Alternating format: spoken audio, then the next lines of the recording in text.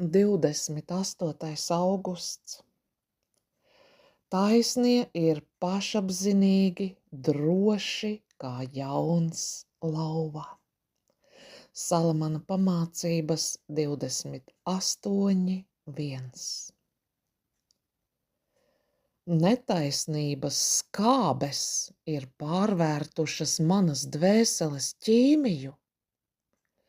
Tā amerikāņu misionāram Stanley Jones reiz rakstīja kāda ārste. Šie vārdi rāda, kur var nonākt ar ideālismu. Katram jaunam cilvēkam ir krietna deva dzīves drosmes un ideālisma. Tādēļ pirmajā acu mirklī viņš liekas drošs kā jauns lauva. Bet tad nāk cilvēki, dzīve un pasaule.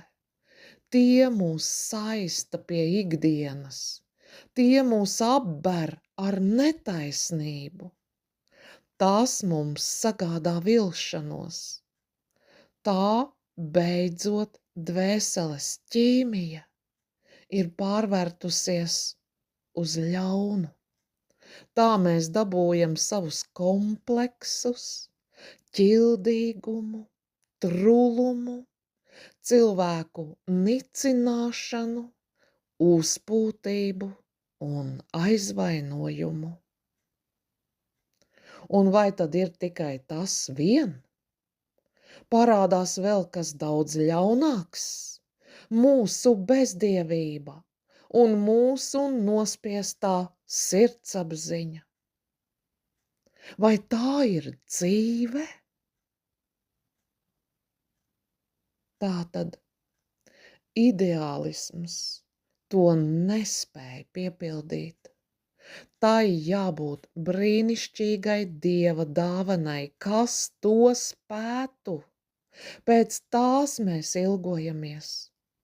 Bībele mūsu acu priekšā neuzbur kādu mirāžu, fatamorgānu. Tā runā par reālām lietām.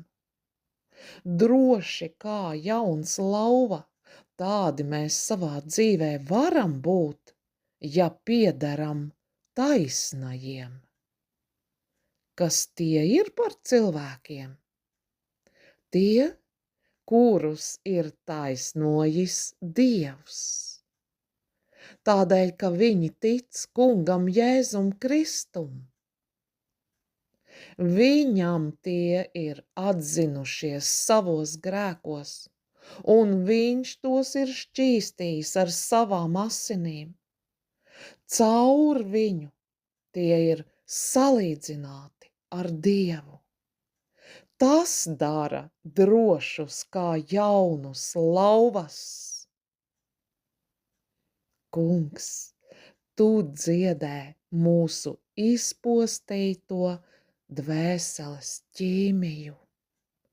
Pateicība tev. Āmen.